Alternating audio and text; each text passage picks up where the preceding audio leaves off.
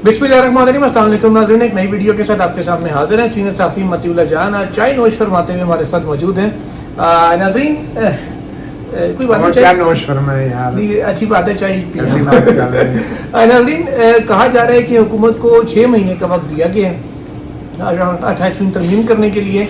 दूसरी जानब इतलात ये भी आ रही है कि शहबाज शरीफ साहब का कोई ख़तरा नहीं है, वो पुरसकून है, इसीलिए वो रिलैक्स होकर बाकी मीटिंग्स अपनी कर रहे हैं कि उन्हें टेंशन नहीं है कोई, क्योंकि उनके बकौल उन जैसा कोई सर्व नहीं कर सकता और वो 30 साल से किसी की आंख का तारा है। साथ ही साथ बातें ये भी हो रही हैं कि 28वीं तरमीम जब आएगी उसके बाद शायद सदर और गवर्नर के ओहदे भी ख़त्म हो जाएं और मोहसिन नकवी साहब डिप्टी वज़ीर आज़म या वज़ीर आज़म बन जाएं फ्यूचर के जो कॉन्टेक्स्ट है उसके अंदर।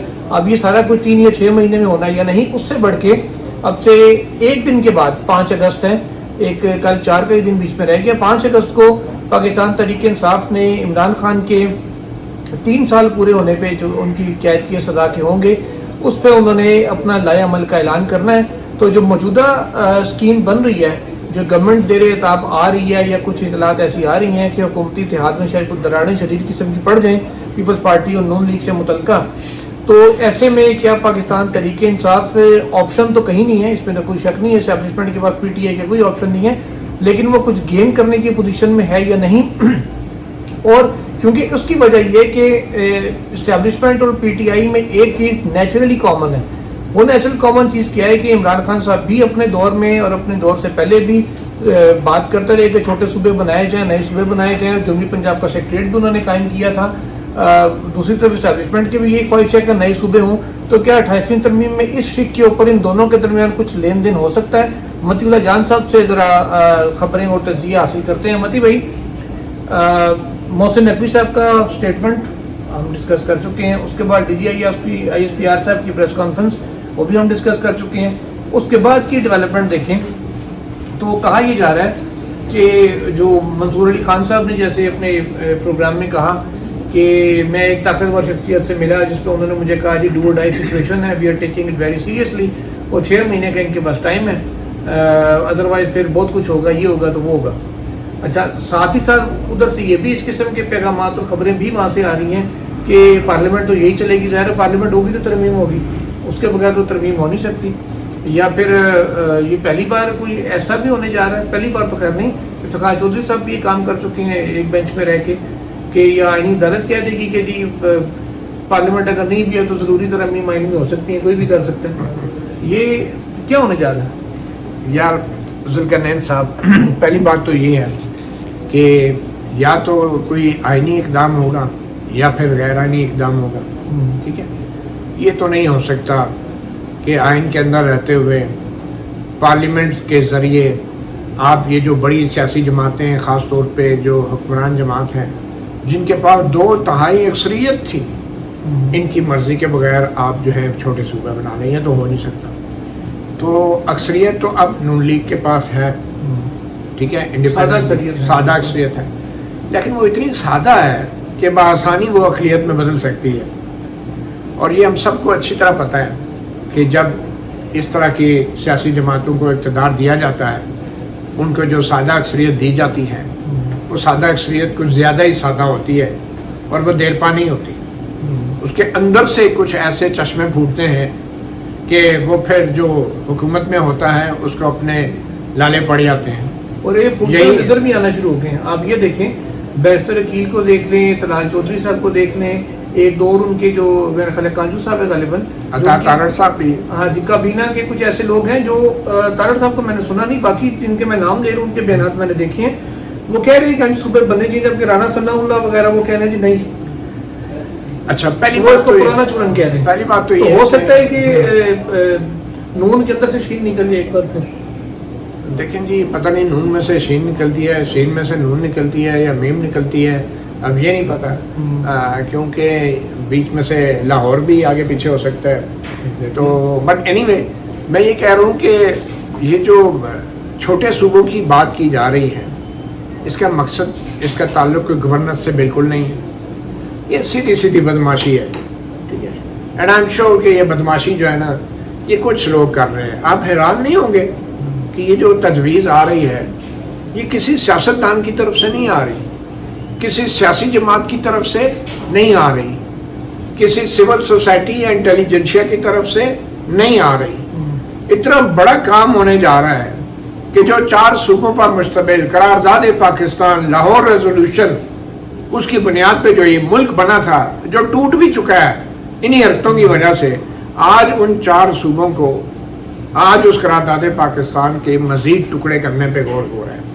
और अब की बात जो टुकड़ा 70 में हुआ था, बाहर से वार हुआ था, अब अंदर से उनके छोटे छोटे टुकड़ों में बांटने की बातें की जा रही हैं। बहाना क्या है जी? तर्ज हुक्मरानी। वही तर्ज हुक्मरानी अगर करनी है तो या अवाम ने करनी है या अवाम के मुंतखब नुमाइंदों ने करनी है।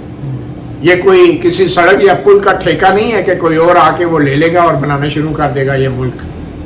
ये पाकिस्तान ना तो कोई शाहराह है, ना ही ये पुल है, ना ही ये कोई फैक्ट्रियां हैं जिसका ठेका जो है बगैर किसी ओपन टेंडर के मुकाबले के मिल जाता है। ये मुल्क है यार, ये कौम है, ये सूबे हैं, ये फेडरेशन है कि जिसने एक आइन के ऊपर एक मुआहदा किया है और मुल्क टूटने के बाद क्या मुआहदा है ये ज़हन में रखें आप। और वो मुल्क बचाने के लिए वो आइन बनाया गया था और पहले वो आइन नहीं था तो इसलिए टूट गया था। आइन नहीं था ना, मार्शल था ना, मुल्क टूट गया। अब अगर आइन के होते हुए उस पर अमल नहीं किया जाता तो फिर भी ये तो आइन के ना होने के बराबर है और फिर मुल्क टूटने का खदशा है। क्योंकि ये जो 4 सूबे हैं ये माशाल्लाह से ये इस घर में बहुत पुराने रह रहे हैं। अब इनके अंदर टोटे करके ना नए सिरे से घर की तकसीम करना ये कभी मुनासिब नहीं होगा। अब ये क्या होने जा रहा है, मैंने जैसे आपको शुरू में कहा कि सियासी जमातों की तरफ से तजवीज़ नहीं आई। इससे ज़्यादा गुनाहनी और घटिया चीज़ क्या होगी कि एक चीज़ जो अवाम और अवाम के नुमाइंदे या सियासी जमातों की तरफ से नहीं आई उसके ऊपर जो मौजूदा हुक्मरान इत्तेहाद है वो भी खामोश है, जो अपोजिशन जमातें हैं वो भी खामोश हैं और उसके ऊपर कोई खड़े होकर राय नहीं दे रहा। एक आध जो इस्टेब्लिशमेंट के मैं कहूँगा टट्टू लोग हैं, जो टाउट्स हैं जिनके बारे में कहा जाता है, वो खड़े होकर बातें कर रहे हैं कि हाँ ज़रूरी तो है, ज़रूरी तो है, तो ऐसे हो जाए वैसे। पार्टी की तरफ से कोई इस पर मौक़िफ़ नहीं आ रहा। ये बड़े बड़े नवाज शरीफ बड़े बनते 3 दफ़ा का वज़ीर आज़म, कहाँ गया 3 दफ़ा का वज़ीर आज़म? और ये शहबाज शरीफ जो 2 ताई अक्सरियत के साथ आइन में 2 तरामीम करने का दावा कर चुका है, इसकी आप इसको देखना कैसे बंद बोल क्या कहते हैं उसको, कोई बात नहीं निकल रही उनके मुंह से। मतलब किधर ये कैसा वज़ीर आज़म है इस मुल्क का कि जो अभी तक अपने एक वज़ीर से ये नहीं पूछ सका कि यार तुमने ये किस पे बिहाफ पे ये बयान दे दिया, ये किस कैपेसिटी में तुमने एक इतनी बड़ी बात की कि जिसके बारे में शहबाज शरीफ भी नहीं जानता था, काबीना नहीं जानती थी और तुम काबीना के रुकन होके इधर आके दावे करते फिर रहे हो। तो मैं कह रहा हूँ ये चारों के होगा, अगर होगा तो ये गैर आइनी तरीके से होगा, बिल्कुल वैसे ही जैसे 26वीं तरमीम हुई, 27वीं तरमीम हुई और अब लग गया है मुंह को खून। ठीक है, और ये छोटे सूबे की जो बात हो रही है, बेसिकली ये 4 जो सूबे हैं, जो सूबाई हुकूमतें हैं, सूबाई असम्बलियाँ हैं, ये पार्लियामेंट तो फतह हो चुकी है, मरकज़ फतह हो चुका है। अब सूबे काबू नहीं आ रहे क्योंकि सूबाई असम्बलियाँ बहुत बड़ी हैं और सूबे के अंदर पॉलिटिक्स एक डिफरेंट है। तो इन सूबाई हुकूमतों और सूबाई असम्बलियों को जिसको कहते हैं नाकारा करके उनके नीचे से जो है नई पॉलिटिकल कुव्वतें पैदा करके तो कोई अपना इक़्तिदार को, अपनी ताकत को तूल देना चाह रहे हैं। ठीक है, इसमें कोई मंतक नहीं है सूबे बनाने का, कोई रिसर्च नहीं हुई। मुझे बताएं कि ये जो फाटा का मर्जर था, ये एक सूबे के साथ एक कबायली आज़ाद जो कबायली इलाके थे जो तारीख़ पाकिस्तान से उनके मर्जर के हवाले से उसके ऊपर फिर भी बहस हुई, उसके ऊपर फिर भी टाइम दिया गया। ठीक है, और उस मर्जर के होने के बावजूद भी अब इतने फंड नहीं है खैबर पख्तूनख्वा हुकूमत को, ना दिए जा रहे हैं जो वादा किया गया था कि उस मर्जर को कामयाब करें। वो मर्जर आज तक कामयाब नहीं हुआ और यहाँ पे अपने इक़्तिदार के एक पाव गोश्त के लिए पूरा बैल गिराने के चक्रों में लोग। या आप ये अंदाजा करें कि आज तक फाटा के लोगों को समझ नहीं आई उनके साथ क्या हुआ है, ना उनके पास फंड्स है, ना उनके पास निज़ाम है कोई अदालती, सारा कुछ कंफ्यूजन है और ये चले पूरे पाकिस्तान में छोटे सूबे बनाने। एक सवाल है, शहबाज शरीफ साहब ने आज तक इस्टेब्लिशमेंट को इनकार नहीं किया, किसी भी छोटी से छोटी बात हो या बड़ी से बड़ी बात हो, जो बात होती है वो कहते हैं ठीक है आप कह रहे हैं तो ऐसे ही होगा। تو وہ شہباز شریف صاحب کے تھرو بھی تو یہ اعلان کروا سکتے تھے فلور آف دی ہاؤس پہ، یا کسی تقریب سے وہ کہتے ہیں کہ جی ہمیں اس طرف جانا پڑے گا. اگر وہ یہ بات کرتے شہباز شریف صاحب تو شاید اس وقت ریئیکشن اور ہوتا اور ڈسکشن اور ہو رہی ہوتی، یہ نہ ہو رہی ہوتی. یا پھر اس سارے کا شہباز شریف صاحب سے اعلان نہ کروانے کا مقصد ان کو بھی کوئی پیغام دینا تھا. دیکھیں بات یہ اس میں کوئی شک نہیں ہے کہ شہباز شریف صاحب جو ہیں وہ انتہائی ہارملیس ہیں. ٹھیک ہے، وہ بہت ہارملیس ہیں، بے ضرر ہیں. اگر کوئی واحد ہارم یا ضرر شہباز شریف کسی کو پہنچا سکتے ہیں تو وہ ان کی اپنی ذات ہے. ٹھیک ہے، وہ کسی اور کے لیے کوئی خطرہ نہیں بن سکتے. مگر پرابلم یہ ہے کہ اب وزیر اعظم کا عہدہ جو ہے اس کی اتنی بے توقیری ہو چکی ہے، اس عہدے کی اتنی وقت اتنی گر چکی ہے کہ اب اس عہدے کو ایک سمبل کے طور پہ دیکھا جاتا ہے مقتدر قوتوں اور اداروں کی طرف سے، اور وہی سمجھتے ہیں کہ یہ ہمیں کوئی نقصان نہیں پہنچا سکتا. لیکن عوام کو کیسے بتایا جائے گا کہ ہم تبدیلی لے کر آ رہے ہیں، ہم نئے کام کر رہے ہیں، اب ایک نیا منشور اور نیا سورج ابھرے گا. تو وہ نئے پن میں چونا مارنا ضروری ہے. نیا چونا، تازہ چونا، پرانے چونے کو اوپر تازہ چونا مارنا ضروری ہے. تو یہ جو چونا مارنا ہے نا، اس کے لیے ضروری ہے کہ شہباز شریف جیسے کو بھی ذرا سائڈ پہ کریں، ایک نیا چونا مارا جائے وزارت عظمیٰ کے درخت کے اوپر سفید اور سرخ کا، اور پھر ایک نیا بندہ لے کر آ جائے جو ساروں کو پتہ ہے یہ کس کا بندہ ہے. یہ بھی بڑا ضروری ہے، کیونکہ ابھی تو شہباز شریف سو کر کے جو بھی ہیں وہ کہیں گے ہیں تو نواز شریف کے بھائی نا، مریم نواز کے چچا ہیں. اب وہ یہ بھی نہیں برداشت کر سکتے اگلے، وہ کہتے ہیں نہیں یار کسی ایسے کو لائیں کہ جو لوگ کہیں کہ یار یہ تو فلاں کا بندہ ہے، یہ تو اسٹیبلشمنٹ کا بندہ ہے، یہ تو حکومت اس کی ہے. تو وہ اب جو ایک سیاسی رشتہ ہے نا وہ خونی رشتوں پہ اب حاوی ہو رہا ہے. نئی ضرورت بن گئی ہے، حکمت عملی بن گئی ہے کہ تبدیلی ضروری ہے.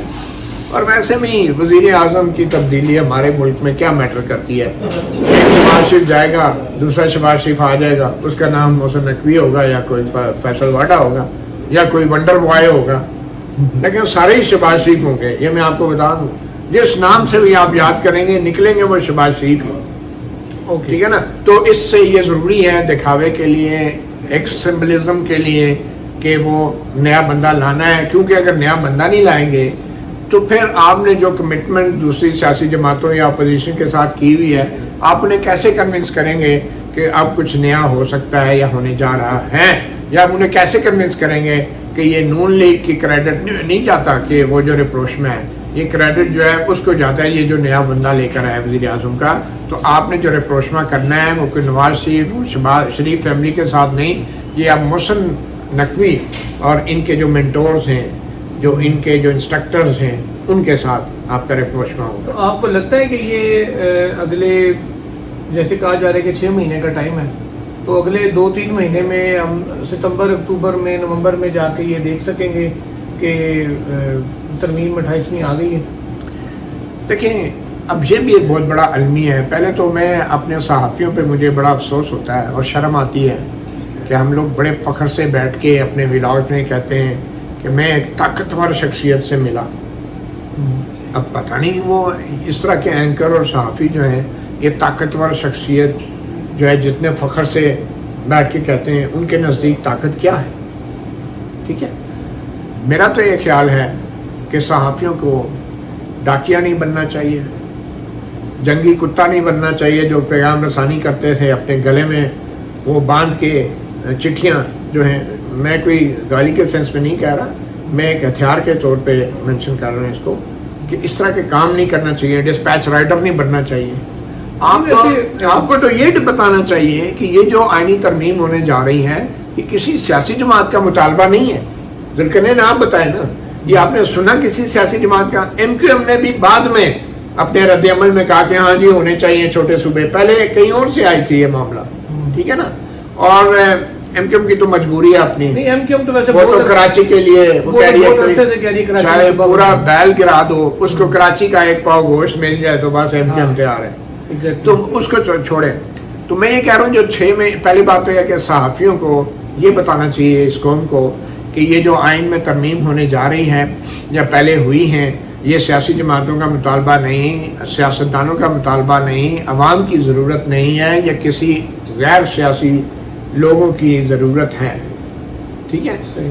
آپ نے دیکھا نا کہ نائی کی دکان میں کئی جگہوں پہ ہمارے زمانے میں تو لکھا ہوتا تھا کہ یہاں پہ سیاسی گفتگو کرنا منع ہے، سیاسی اور مذہبی، سیاسی اور مذہبی گفتگو کرنا منع ہے۔ اس کی وجہ آپ کو پتہ کیا تھی؟ کبھی آپ نے سوچا ہو؟ لڑ پڑتے تھے سیاسی اختلاف، نہیں لڑ تو پڑتے تھے، لیکن نائی کی دکان میں کیوں لکھا ہوتا؟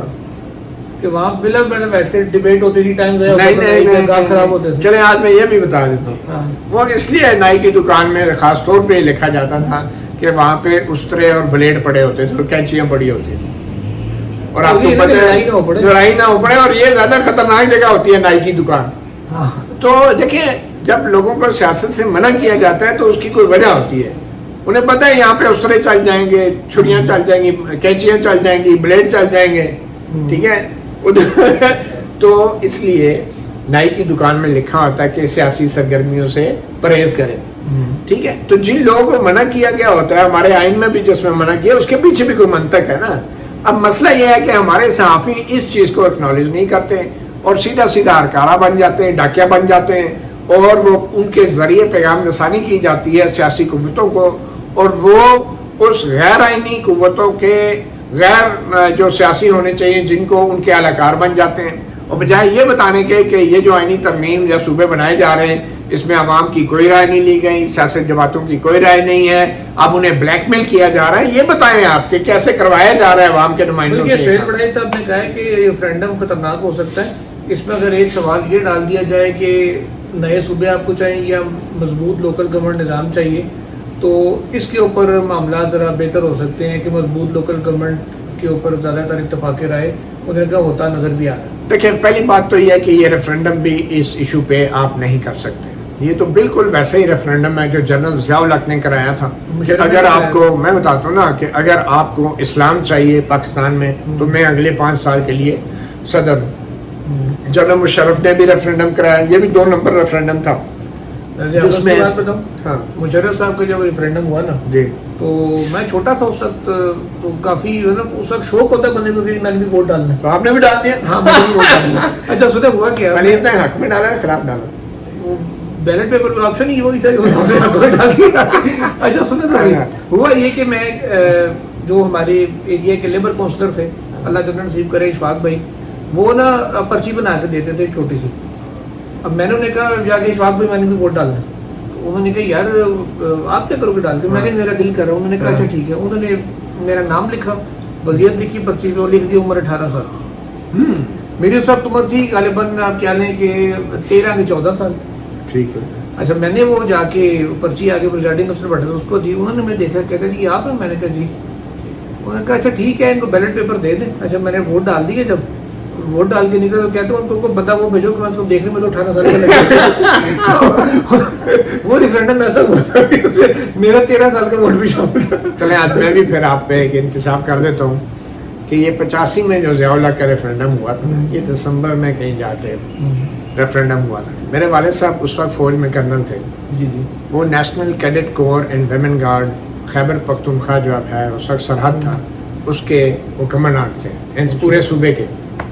تو 83 سے 85 تک جو کالجز میں NCC اور ویمن گارڈ کی ٹریننگ ہوتی تھی اس کے سرٹیفکیٹس پہ میرے فادر کے دستخط تھے 1983 سے 1985 تک۔ ٹھیک ہے۔ تو 85 میں جب یہ ریفرینڈم ہوا تو وہ انہوں نے خود ہمیں یہ ایک کئی دفعہ سنائی یہ بات، یہ واقعہ جو ہے، اور ان کے کچھ دوستوں نے بھی اس کو کنفرم کیا۔ انہیں کہا میں دفتر میں اپنے بیٹھا تھا اپنی یونٹ میں، اور مجھے پتا چلا کہ جی ریفرینڈم کے جو بیلٹ پیپرز ہیں نا وہ ہمارے سینئر آفیسر کے پاس آئے ہوئے ہیں، جو ان کے بریگیڈیئر تھے ان کے اوپر جو بیٹھے ہوتے ہیں۔ تو انہوں نے کہا میں انتظار کرتا رہا، کوئی آیا ہی نہیں میرے پاس، تو میں نے فون کیا تو بریگیڈیئر صاحب کے PS کو والد صاحب نے بتایا کہ میں نے فون کیا، تو انہوں نے کہا کہ جناب وہ بریگیڈیئر صاحب سے وہ ذرا بزی ہیں، وہ رزلٹ کمپائل کر رہے ہیں اپنے یونٹ کے جو ریفرینڈم کے۔ تو فادر کہتے ہیں میں نے ان سے کہا کون سے رزلٹ، میرے پاس تو بیلٹ پیپر آیا نہیں اور رزلٹ کہاں سے بھرنے؟ انہوں نے کہا سر جی وہ فارمیلٹی تھی، ذرا جلدی ہے، ٹائم تھوڑا ہے۔ انہوں نے کہا کیا مطلب ٹائم تھوڑا ہے؟ اور انہوں نے میسج دیا بریگیڈیئر صاحب کو کہ I want my ballot paper in my office, brigadier صاحب کو بتائے، اور اگر نہیں کریں گے تو میں خود لینے کے لیے آؤں گا یہ بیلٹ پیپر۔ اور ان کا بیلٹ پیپر بھجوایا گیا ان کو، اور فادر کے مطابق انہوں نے جنرل ضیاء کے اس ریفرینڈم کے بیلٹ پیپر کے اوپر ایک دفعہ نہیں 3 دفعہ نو نو نو لکھا، ایک دفعہ کاؤنٹ ہو جاتا ہے ووٹ ریجیکٹ کرا دی انہوں نے 3 جو بھی ہے دفعہ وہ ایک والا بھی انہوں نے پتہ نہیں کیا کیا ہوگا, کاؤنٹ کیا ہوگا یا نہیں, جو بھی ایک والا کاؤنٹ کر رہے تھے میں ریجیکٹڈ میں شمار ہو میں گیا. آپ کو بتا رہا ہوں نا, انہیں بھی پتا تھا یہ سارا سمبلزم ڈرامہ ہے, تو انہوں نے بھی پھر سمبلزم ہی کیا, ایک دفعہ نہیں 3 دفعہ کیا. وہ لکھ کے ان کو بھیج دیا اور پھر فون کیا, اور جو بگیڑی صاحب کے پی ایس سے انہیں میسج دیا کہ یہ میرا جو ووٹ ہے اس کو نو میں شمار ہونا چاہیے, اس کو شمار ہونا ضروری ہے, اور یہ جو فائنل رزلٹ جائے گا اچھا آپ یقین کریں ہوا. اور بعد میں انہیں کنوے کیا گیا کہ جی واحد آپ کا ووٹ تھا جو کہ 9 میں گیا 1, اور باقی سب یس میں چلے گئے, اوکے ہو گیا رپورٹ. انہوں نے شفافیت برقرار رکھی, انہوں نے اس وقت شفافیت برقرار رکھی کیونکہ اپنے بندے ہیں, ووٹ کو تبدیل نہیں کیا. بارہ میں یہ کہنا چاہ رہا ہوں کہ یہ ریفرینڈم بھی فراڈ ہے. اگر ایسا کوئی ریفرینڈم ہوتا ہے یہ اس لیے فراڈ ہے کہ جو اس وقت ڈیسیژنز ہو رہے ہیں وہ پولیٹیکل پارٹیز کی طرف سے نہیں ہو رہے. پولیٹیکل پارٹیز کی جو سینٹرل ایگزیکٹو کمیٹیز ہیں ان کا کوئی اجلاس نہیں ہے, نہ ان کے جو پارلیمانی پارٹیاں ہیں ان کا کوئی اجلاس ہے, نہ ان کی کوئی لیڈرشپ کا کوئی اناؤنسمنٹ ہے آفیشلی کیا اس کو کریں گے, صوبوں کو سپورٹ کریں گے. آپ کو پولیٹیکل پارٹیوں کو ایگزیکٹو کمیٹیوں کو رو رہے ہیں. کابینہ کا اجلاس ہونا تھا محسن نقوی صاحب کے خطاب کے اگلے دن, آج تک نہیں ہوا. وہ بھی نہیں ہوا نہیں کہ اب دیکھیں نا کابینہ محسن نقوی کو فیس نہیں کر پا رہے. ہونا تو یہ چاہیے تھا کہ محسن نقوی صاحب شرم کے مارے کابینہ کے اجلاس میں نہیں جاتے. محسن نقوی کو کابینہ نہیں فیس کر پا رہے, شہباز شریف صاحب نہیں فیس کر پا رہے. اگر کسی نے پوچھ لیا کہ یہ کی ہوا ہے تو کیا جواب؟ اچھا میں آپ کو بتاؤں نا کہ وہ کیا کہتے ہیں, گولی دکھا کے بخار دینے والی بات ہے, کیا ہے وہ موت دکھا کے بخار دینے والی بات ہے. ہوگا یہ الٹیمیٹلی جو مجھے لگ رہا ہے کہ یہ ایک فائنانشلی انڈیپینڈنٹ یونٹ بنا دیے جائیں گے صوبوں کے اندر, جن کے جو ہیڈ ہوں گے وہ فائنانشلی اٹانومس ہو جائیں گے. صوبائی حکومتوں کو بے اثر کیا جائے گا, بے اختیار کیا جائے گا, صوبائی اسمبلیوں کو بے اختیار کیا جائے گا, اور جو نئے یونٹ بنیں گے ان کے اندر وہ لوگ آئیں گے, نان پارٹی بیس ٹائپ لوگ آئیں گے جو کہ پولیٹیکل پارٹیز سے وفادار نہیں کسی اور کے وفادار ہوں گے. تو وہ جب ایک نئی پاور ایک الیکٹورل کالج آ جائے گا تو پھر ایک امینڈمنٹ 29ویں آ جائے گی کہ آئندہ سے جو صدر مملکت کا انتخاب ہے وہ یہ جو انڈیپینڈنٹ یونٹس ہیں ان کے لوگ کیا کریں گے صدر مملکت کا انتخاب, اور پھر آئین کے اندر صدر مملکت کے اختیارات بھی. اور یہ سب کچھ اگر ہونا ہوا تو بہت جلدی ہوگا. صوبوں کا جو ایک نام رہ جائے گا بالکل ویسے ہی جیسے اسلامی جمہوریہ پاکستان کا نام 71 کے بعد بھی وہی ہے. اوکے, 29ویں ترمیم کا بھی انکشاف مطیع جان صاحب نے کر دیا ہے کہ اس میں کیا ہوگا. آخری فیز پہ چلتے ہیں, 2-3 منٹ میں کنکلوڈ کرتے ہیں ویڈیو کو. 5 اگست آ رہا ہے جی, عمران خان صاحب کی قید کو 3 سال پورے ہو رہے ہیں. پی ٹی آئی نے کچھ اپنے لائے عمل کا اعلان کرنا ہے. نجم سیٹھی صاحب نے تو کل رات کو صاف کہہ دیا کہ جی P T I is nowhere in the game, کہ وہ کچھ گین باہر والے نالائق ہیں, اندر والا ضدی ہے وہ مانتا نہیں کسی کی, تو یہ کچھ گین کرنے کی پوزیشن میں نہیں ہے.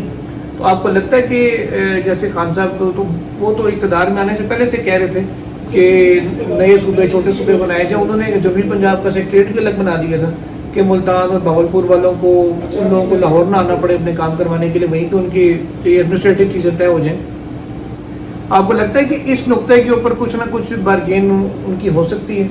دیکھیں یہ پی ٹی آئی کے لیے انتہائی شرمناک ہوگا کہ وہ حکومت یا کسی بھی شیڈو حکومت کے کسی ایسی تجویز کے اوپر اپنا رد عمل بھی دیں, اور وہ اپنا رد عمل دے کے ابھی تک تو انہوں نے منفی میں ہی دیا ہے. بالکل ہونا بھی یہی چاہیے. میں یہ کہہ رہا ہوں کسی ایسے منصوبے کو جو ہے سپورٹ کرنا, چاہے جنرلی اصولی بنیاد بنا کر یا پھر اسپیسیفکلی, میرے خیال میں یہ پی ٹی آئی کے لیے ایک پولیٹیکل ڈیتھ ہوگی کہ اگر انہوں نے اتنے بڑے منصوبے کو ڈائریکٹلی اور انڈائریکٹلی سپورٹ کیا ایک ایسے وقت میں کہ جب ان کا لیڈر جیل میں, ان سے آپ ملاقات نہیں کر پا رہے, اس کا آپ منہ نہیں دیکھ پا رہے, اس کے علاج نہیں ہو رہا, اس کو اہل خانہ سے میٹنگ نہیں ہو رہی, اس کے لائرز کے ساتھ میٹنگ نہیں ہو رہی, اس کے کیسز نہیں لگ رہے, اس کے اپیلیں نہیں سنی جا رہی, سزائیں مقتل نہیں ہو رہی. آپ بیٹھ کے کہہ رہے ہیں کہ جی ہاں اصولی طور پہ تو صوبے اگر ہو جائیں تو گورننس ایسے لوگ ہیں پی ٹی آئی میں.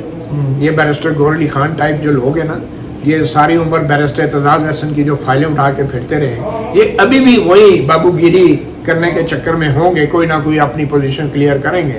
لیکن میرا یہ خیال ہے کہ جو تھوڑی بہت پارٹی رہ گئی ہیں، جو سیاسی جماعت اس کا وجود رہ گیا ہے، وہ بھی اس طرح کی حرکت سے ختم ہو جائے گا اگر ان چھوٹے صوبوں کے اوپر پی ٹی آئی یا بیرسٹر گور علی خان کے منہ سے کچھ بھی ایسا نکلا جس سے تاثر ملے کہ اصولی طور پہ تو چلے ٹھیک ہے، گورننس بہتر ہونی چاہیے. سلمان اکرم راجہ صاحب تو کیٹیگوریکلی اس کو ریفیوز کر چکے ہیں اس چیز کو. بالکل میں سمجھتا ہوں ہونا بھی چاہیے، اور ریفیوز اس لیے نہیں ہونا چاہیے کہ جناب یہ پریکٹیکل نہیں ہے، کہ جناب یہ گورننس بہتر نہیں کرے گا.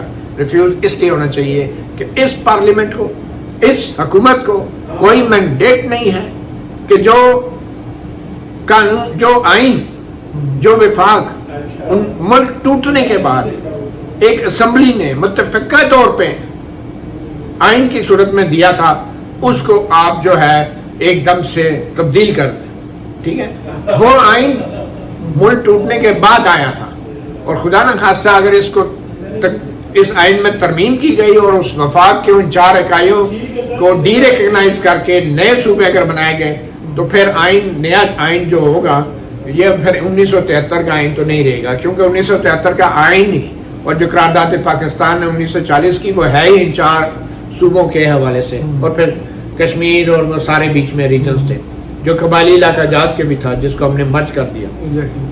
بنگلہ دیش نکل گیا. تو اب اگر کچھ بھی ہوتا ہے تو خدا نہ خاصہ پہلے تو ملک ٹوٹنے کے بعد آئین بنا تھا، اب یہ آئین بننے کے بعد کوئی پاکستان کے ساتھ بڑا سانحہ نہ ہو جائے. چلیں دیکھتے ہیں. اللہ تعالیٰ خیر رکھے. اجازت دیجیے. اللہ حافظ. اللہ حافظ.